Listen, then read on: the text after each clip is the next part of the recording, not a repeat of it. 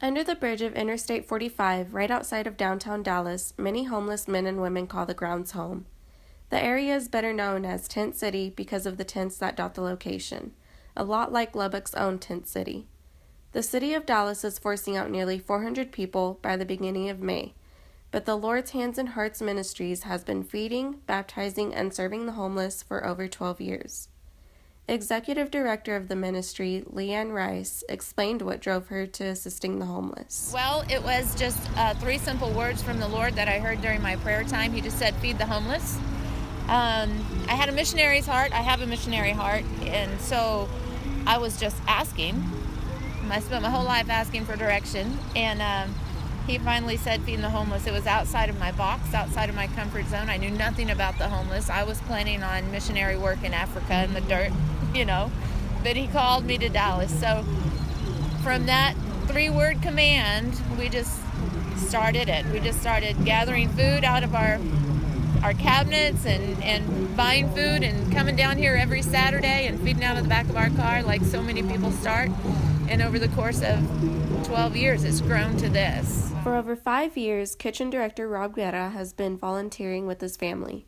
Guerra discussed what the Hands and Hearts offers to the homeless and where a lot of their donated food comes from. We have coffee and pastries from 9 to 9:30. We have church, which is very important for our people here, our guests.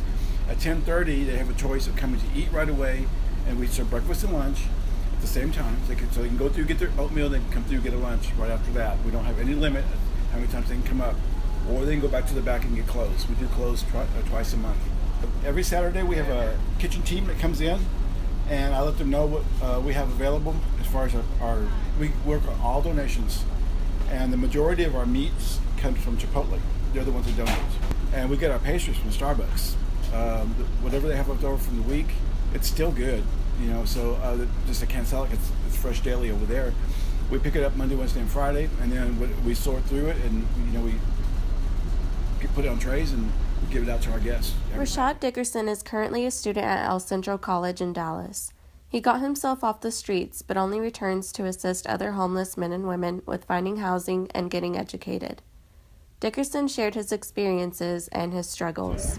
After about 3 days of sleeping out in the streets and hearing frogs ribbit where I was laying my head, so I decided I'll go to the homeless shelter. After some time, I realized it was just like being in prison. It was just like being in jail. It's the same thing. It's institution. But this time you got women in there, and they can become a distraction for a man. And if they're in jail in a hostile environment, that's sometimes portrayed in jail, but sometimes it's all about the way you see it. It's all the way about perspective. Showed up at the bridge, and I wanted to get in contact with my friends and my family, but I lost my bag. That's something real. When you're homeless, you often lose things. I had a bag, it was about 40 pounds of paperwork in it. I had been locked up, falsely incarcerated, got locked up, and stayed locked up for 2 years without nobody helping me or representing me positively. And so I decided I wanted to get out and do better for myself and didn't want to be back in that position or that situation, especially since I was a knucklehead. I didn't want to be a knucklehead. My mom died when I was 2. My father's been incarcerated since before I came out of my mama's stomach, and he died last year. So nobody really was there to school me and put me on, but I learned from the community. And the community put me on to the position where I understood how to deal with people. And I value a person based upon the conversation we have, not based upon what they look like, not based upon what they act like. Sometimes the most hurt people act a certain way in order to cope in life. For over 2 years now, Dickerson has been hosting his own podcast through the Dallas Public Library as their homeless engagement initiative. The podcast is called Street View and can be heard on streetviewpodcast.com, where Dickerson shares his philosophical concepts.